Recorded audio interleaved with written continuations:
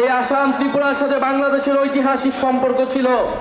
আসামের মুসলমানদেরকে দ্বিতীয় শ্রেণীর নাগরিকে পরিণত করেছে।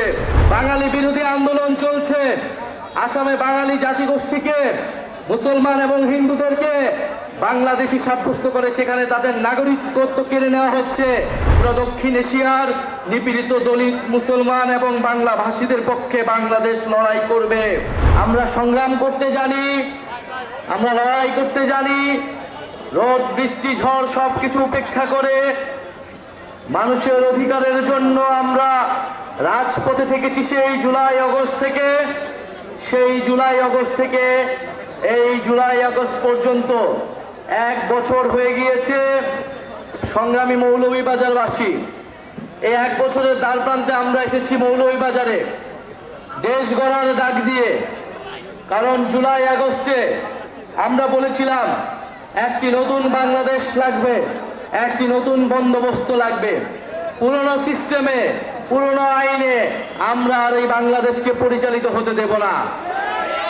কিন্তু অভ্যুত্থানের পরে নানান শক্তি আবারও চেষ্টা করছে পুরনো সিস্টেমে এই দেশকে এগিয়ে নিয়ে যাবার। আমরা তখন বলেছি, জুলাই গণ অভ্যুত্থানে আমরা যখন রাজপথে নেমেছিলাম, আমাদের ভাইয়েরা শহীদ হয়েছে, আমাদের বোনেরা নির্যাতিত হয়েছে। আমরা এই বাংলাদেশকে আর পুরনো রূপে ফেরত দিতে দিব না।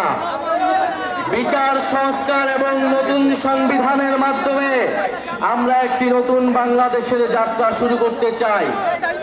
প্রিয় মৌলভীবাজারবাসী, গণ অভ্যুত্থানের পরে আমাদের স্বপ্ন, আমাদের আকাঙ্ক্ষা ছিল আকাশচুম্বী। আমরা বলেছিলাম তরুণরা কর্মসংস্থানের দাবিতে রাজপথে নেমেছিল। বাংলাদেশের জনগণ অর্থনৈতিক বৈষম্য বিলোপের দাবিতে রাজপথে নেমেছিল। বাংলাদেশের মানুষেরা মানবিক মর্যাদা, নিজেদের স্বাধীনতার জন্য রাজপথে নেমেছিল। আমরা হয়তো সেই স্বাধীনতা, গণতন্ত্র পেলেও আমরা এখনো আমাদের অর্থনৈতিক স্বাধীনতা, আমাদের কর্মসংস্থানের যেই দাবি, সেই দাবি আমরা এখনো পূরণ করতে পারি নাই। আমরা এই অন্তর্বর্তী সরকারের সময় অনেক স্বপ্ন দেখেছিলাম, আমাদের অনেক দাবি ছিল, কিন্তু আমাদের সব স্বপ্নকে নির্বাচনের সাথে একমাত্র দাবিতে রূপান্তর করে ফেলা হয়েছে।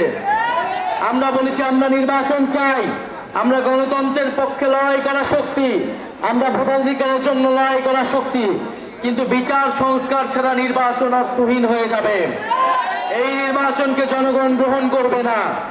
ফলে বিচার এবং সংস্কারের যতটুকু আমরা এগিয়েছি তার পক্ষে আমাদেরকে আরো ঐক্যমত করে আমাদেরকে নির্বাচনের দিকে যেতে হবে। মজুরি পায়, ভারতেও 400-র বেশি টাকা তারা মজুরি পায়, অথচ বাংলাদেশে এটা 200 রকম।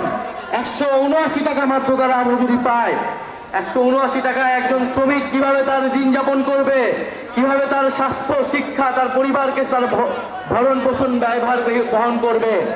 আমরা যেই বাংলাদেশ কামনা করি সেই বাংলাদেশে একজন চা শ্রমিক তার ন্যায্য মজুরি পাবে, তার পরিবারের, তার সন্তানের শিক্ষা এবং স্বাস্থ্যের অধিকার তারা নিশ্চিত করতে পারবে।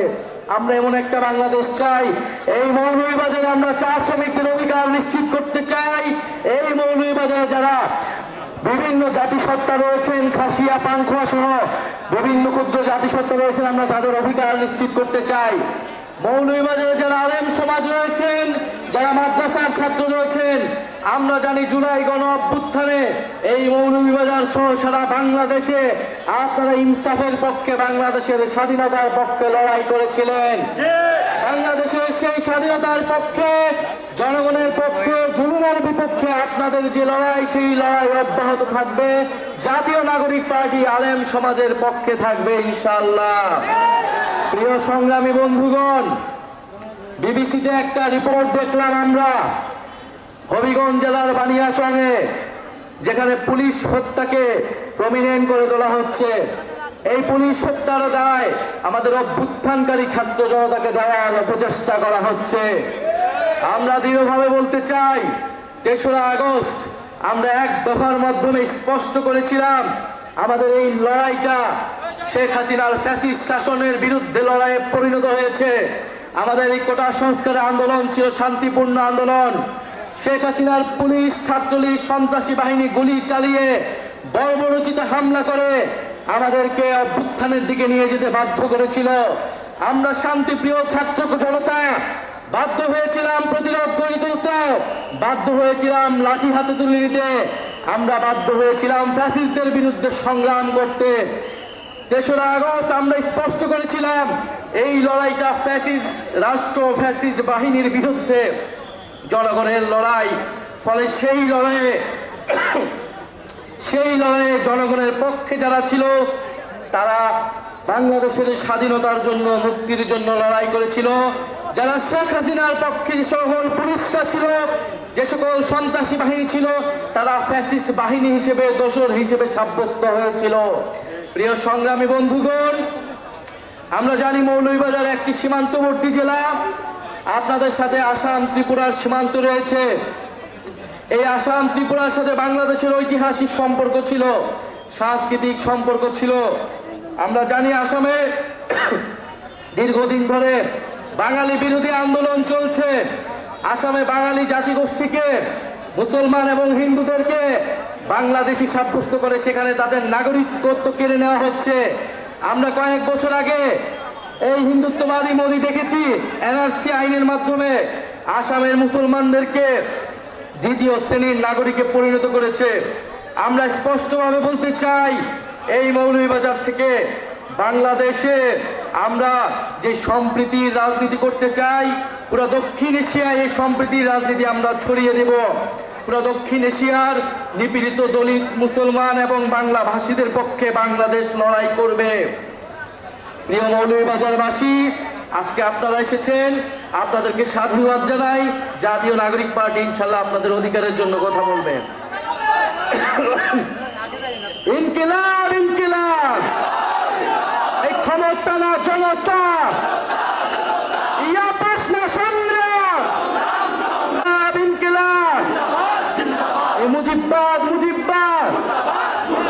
মৌলভীবাজারে কোনো পার্টি আছে? ছাত্র গণঅভ্যুত্থানের কোনো পার্টি আছে? কোন সেই পার্টি?